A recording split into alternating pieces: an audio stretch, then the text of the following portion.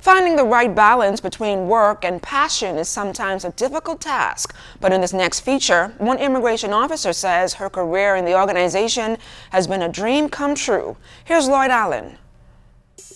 Immigration is somewhere I want to be. Since graduating from high school, this is the organization I want to join. But it took me 8 years to get here. 24-year Immigration Department veteran Sharice Johnson says back in 1996, before joining the organization, she was already a dedicated officer. I worked as a police officer. After leaving the police force, I went into banking. I worked with Citibank for a couple of years until they downsized, making some positions redundant. I was one of those persons who was let go.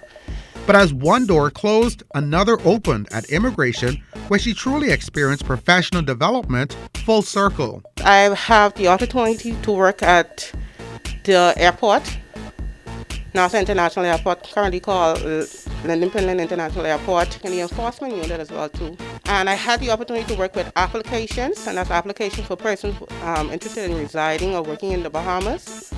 I've also had the opportunity to work with customer service. I've had the opportunity to supervise the refugee administration unit and now detention center.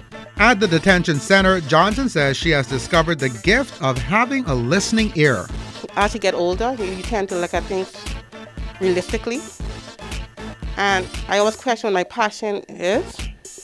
And I've always been told by friends and family that you have a listening ear. She says she uses this gift daily to navigate problems and to also discover solutions. Regularly, she interacts with staff, vendors, and officers from partnering organizations like the Royal Bahamas Defense Force.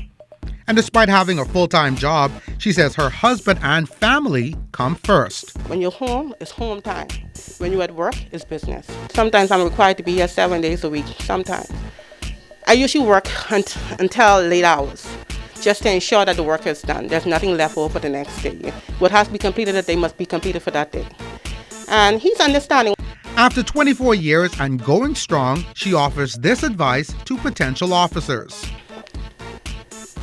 When you join an organization, there will be trials and tribulations in any job you go on to. However, once you learn to practice patience and sometimes have a deaf ear, you'll go far. For the Morning Edition, Lloyd Allen, ZNS Network News.